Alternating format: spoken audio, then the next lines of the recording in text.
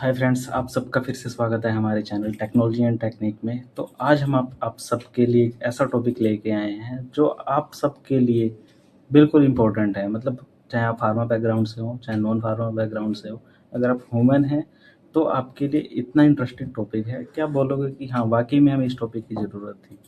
तो हमारा expire medicine basically क्या होता है कि किसी भी मेडिसिन के ऊपर एक डेट मेंशन होती है जिसको हम एक्सपायरी डेट बोलते हैं। जब वो डेट बीत जाती है तो उस मेडिसिन को हम एक्सपायर मेडिसिन की कैटेगरी में काउंट करते हैं।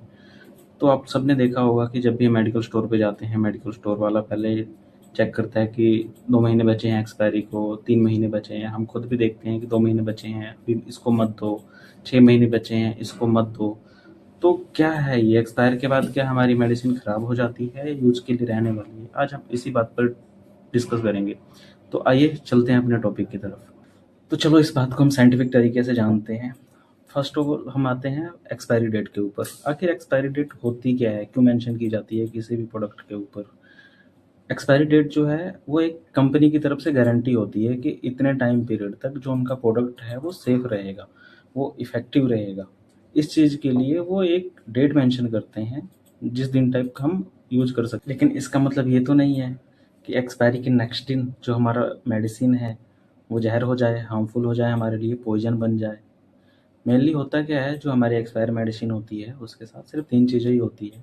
एक तो उसका इफ़ेक्ट कम हो सकता है, दूसरा जो उसमें केमिकल बॉन्डिंग होती है, हमारे कई इंग्रेडिएंट उसमें पड़े हुए होते हैं, उनमें ब्रेकडाउन हो सकता है, और तीसरा ये होता है कि कुछ मेडिसिन्स हमारी ऐसी होती हैं जो हमारे लिए हार्मफुल हो सकती हैं, पर वो मिनिमम केसेस में होता है, बिल्कुल रेयर।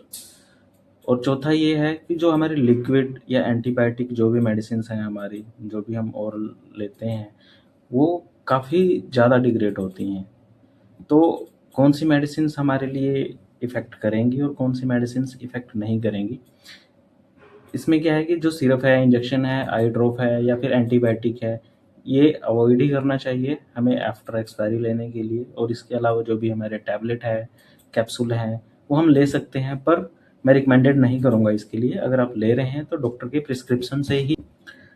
कुछ स्टडी में ऐसा भी पता चला है कि जो मेडिसिन है वो एक्सपायरी के बाद हमारी ख़राब नहीं होती है, कुछ मंथ तक स्टेबल रहती है। क्योंकि जो कंपनियाँ क्या करती हैं, वो स्टेबिलिटी चेक करती हैं। अगर उनका प्रोडक्ट 24 मंथ तक स्टेबल है तो एक्सपायरी 18 मंथ की देती है, और अगर 36 मंथ तक स्टेबल है तो एक्सपायरी 24 मंथ देती है। मतलब ये कि एक्सपायरी के बाद तक वो स्टेबिलिटी चेक करती है और उनका प्रोडक्ट स्टेबल रहता है, तभी वो 24 मंथ, 36 मंथ, इन सब के ऊपर एक्सपायरी डेट डालती है। तो फाइनल बात ये है कि एक्सपायरी के बाद मेडिसिन लेनी चाहिए या नहीं लेनी चाहिए। मेरी तरफ से तो ये है कि अगर आप ले रहे हैं तो डॉक्टर की सलाह से लीजिए। बाकी फाइनल क्या है आप कमेंट करके ज़रूर बताएं। अगर फार्मा के ऐसे फैक्ट के बारे में जानना है आपको तो हमारे चैनल को सब्सक्राइब कर लीजिए और जुड़े रहिए हमारे साथ। Thank you.